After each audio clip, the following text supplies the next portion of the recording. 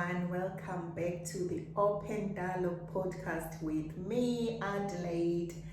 Yes, I'm back, guys. Ubek umangwe. Yes, life happens, guys. Life happened. I don't have to go into details on why I wasn't here, but the podcast was always in my heart and in my thoughts. But what's important, I'm here today.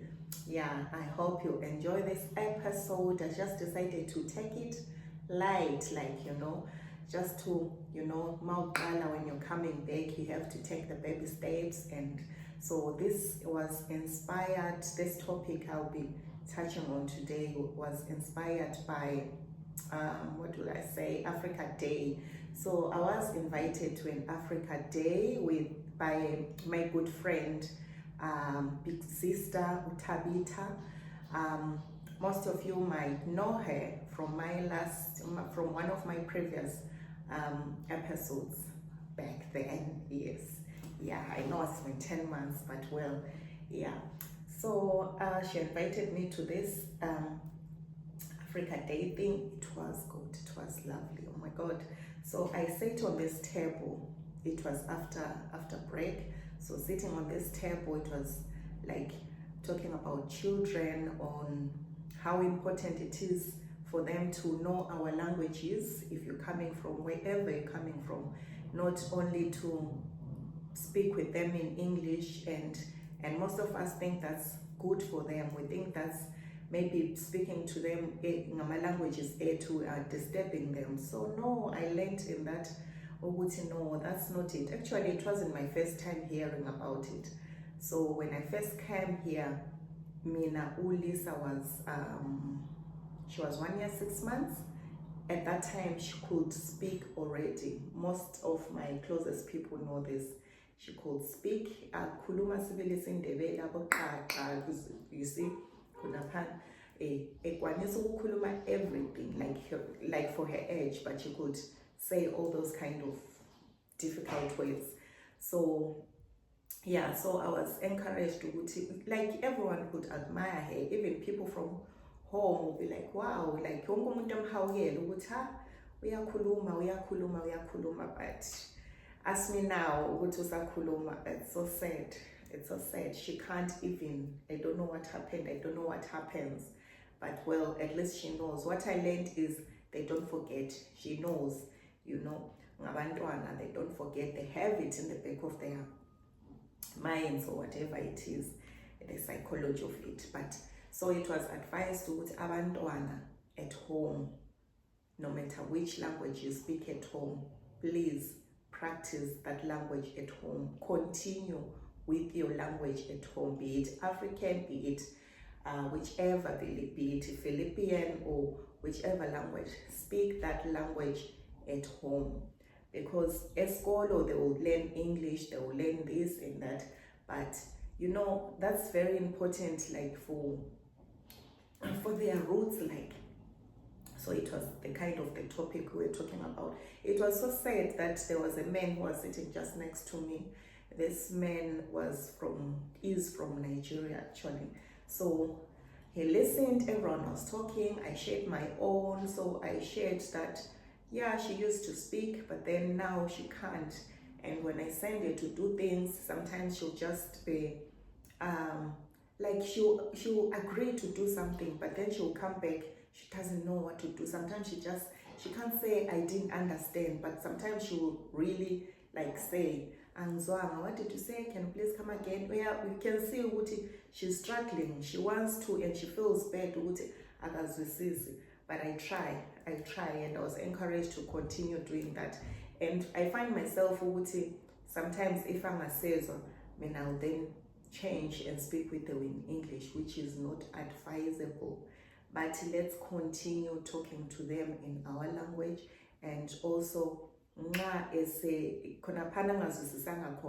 you can repeat it again and again until they catch it.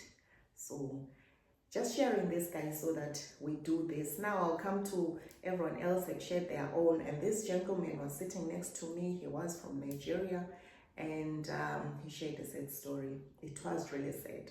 So what he said was he regrets himself for not teaching his children his language, but they are trying to learn it now as adults with the online things, but it's not the same. He said, from what I read, he is married to an English-speaking woman, so they live in the UK. So their children grew up in English. Everyone in the house speaks in English. So for him now, it's affecting him. It's affecting the children. The children want to know the language. They're starting to ask him. So he's finding himself in that situation. So yeah, I can imagine that. Now he's beating himself up, but well, at least there's this online ways of talking now, and if he continues doing it, eventually they will understand. So now when I did the survey, did I say it? Yeah. So I did a survey. I got so much interested on that week. I think the next day I created a survey. I sent to every contact I have. I sent that survey, and I got the responses from the ladies. And so the question they asked, okay, that was in the, when they asked that, what are you doing to make sure your children speak your language? So when I did the survey, I had to print this out now. So I have my questions here, I'll just go through them like briefly. And my first question was, do you speak your native language at home with your children? Why and why not? So the first response was, I try to speak Shona at home, but my kids always speak in English. It gets frustrating sometimes, so I let go. I can relate to this because I do the same, but I don't get that frustrated because they are not too bad. They understand a lot. It's just here and there. And then the second response was, yes, I speak isiXhosa at home. I want them to grow up knowing who they are. So that's her main reason why she teaches her children to speak isiXhosa at home. And that really made me think like of my own home, like, you know, it's not, just imagine going home with umntwana. This happened to me again with my now 16-year-old daughter. We visited home, and on like my husband's side, they speak Shona. So she couldn't speak a word. She couldn't understand a word at all. So yes, she was young and it was fun, you know, like for them. But for the child, she didn't understand anything. Thankfully, she was very young at that age. But no, we have to really try by all means to teach our children to speak our languages. So I'll go to the next question, which I asked. It had said, what worries you most about children losing connection to your language or culture? So the first response is, they will lose their identity. They will lose their identity. This one is so powerful. Just imagine, like the man said, his children are starting now to want to know their language. Of course, that's, for me, my understanding is they want to know where they belong. They want their identity. So this is where it goes, like, and the second response was, they want to know where they come from. That's very true. They won't know the way they come from, you know. And the third response was, they won't be able to speak to their elders. I've just talked about this in my own case. It is very difficult. Just imagine going home to their grandparents, great-grandparents. Not that, well, they know, but not all of them they know. But, well, like from my side, my grandmother can speak English. So the grandfather also, everyone else. But just imagine their families. They are who, the great-grand, the grand, they don't even speak English. Well, let me not say English because they come from French countries, they come from different countries where there is no English at all. Just imagine that. So This is very important, people. This is very, very, very, yeah. So identity is very important. It is very, very important. So I'll quickly go to the next one. So the question goes, where's the next question? My questions are mixed up, sorry for that. So the next question will be, what cultural phrases or tradition do you want your kids to remember? So on the survey, their first response was kneeling when greeting elders. We hardly see this nowadays, guys. We hardly see this, even from my own home. Oh my God, this is something we have to leave for our children. We have to teach them that when you're greeting elders, when you're giving food, when you're doing this, you have to kneel down for your elders. That's a very important one. Something you want to leave to your children. You know, if we're not doing it, these things are slowly fading away. They are slowly fading away. And the second response was making pap, isichwala sadza, making isichwala, making pap on Sundays. So it is good that like we have this tradition of every Sunday there is we have to make a special meal. So this one was saying like every Sunday they'll love their children to cook isichwala, to cook pap. I think this person is South African who responded because she said pap. Isichwala in our language, sadza, to make that meal, maybe from other countries, to make that special meal on a Sunday, to teach them to do that. That will be very great, at least with whatever they've adapted to, but they will have a one day where they will know that, okay, today we're cooking our own food. That again brings that sense of identity to them, you know, and that they can even teach their own children in the future. And the next response was singing grace before meals. Wow, that's something. I don't do that. I've never done this. So, you know, if you relate to this, please, let's teach our children to practice this, singing grace before meals, praying, all that many people don't these days, but just a small prayer maybe to thank for the food, to bless the food on the table. Yeah, I'm learning even, I'm being reminded even myself. Yeah, then the last one was, the response is, they want to teach their children Ubuntu. I want my children to understand what that means and live by it. This is so powerful, very, very powerful, because we find abanye abantwana, and I don't blame them at all. Ababi na that thing, ubuntu, enhlonipho, to have that respect when they, not only with elders, but with their own mates, with their peers. Some they don't have that, but if we keep teaching them at home, you know, it starts from us. Sometimes you can tell when you see a child, we are a family in engine. So, like I'm saying, it starts with us. Yeah, I feel like whatever, they'll be clapping hands when we practice doing this. Yeah. So the next question was, how can we help each other preserve language and culture? The first response was host cultural days for kids.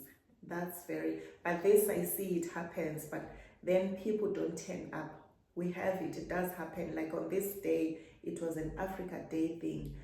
People then don't turn up in such occasions. They are very important. They mean a lot for our children.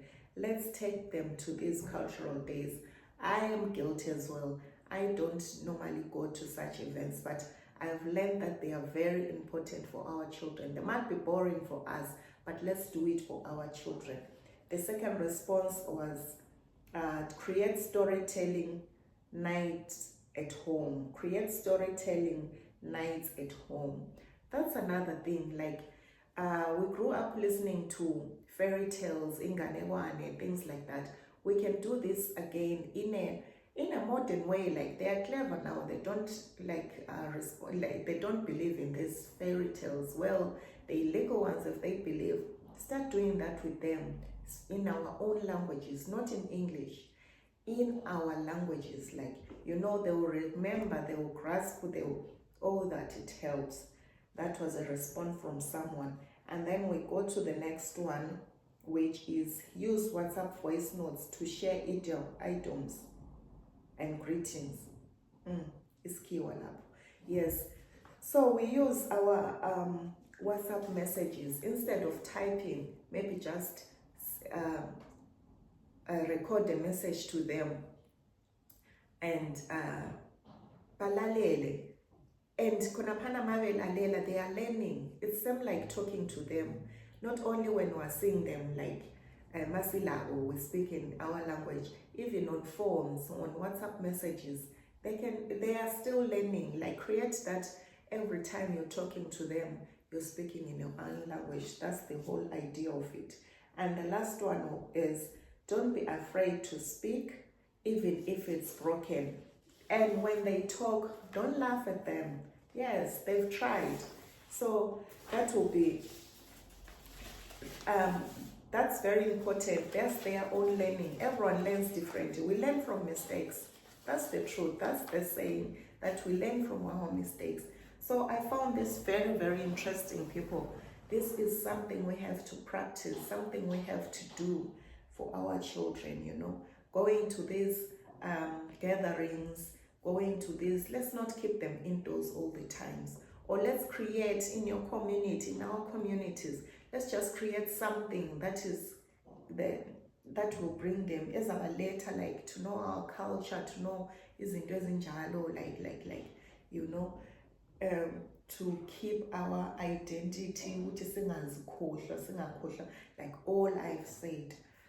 So this is me today, and I think I'll end this here. I hope you enjoyed, and I hope someone got something from this, and myself as well. I did get something on this already, reading this now.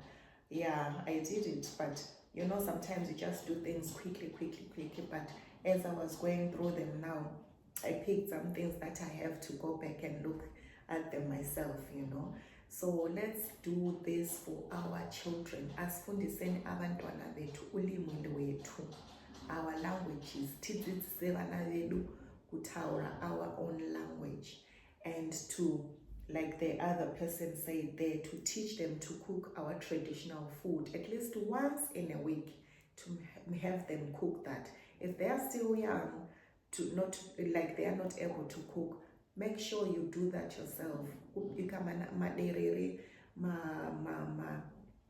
Madora, izinto zonalezana, imfushwa, introduce those things to them. Even if they don't eat, I do cook those things. They are my favorite, but sometimes they don't eat, but they know it. They know what akunemfushwa, kunechi, kulan. So if we do that, bring that ikaya at home, there's nothing we can do just to have something nje.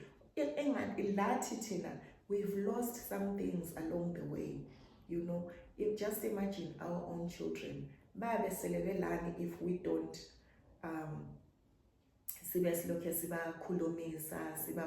this and that, it's not everyone who travels so abanye abasela, even abantu abadala, like abogogo and things like that. Let me not go into deep. I came today just light with a comeback to the podcast. So let me leave it here for today, and please don't forget to share, like, and subscribe, and please drop your comments and let me hear what are your thoughts on this topic. And yeah, just share, subscribe, and like. Till we meet again. Thanks. Bye.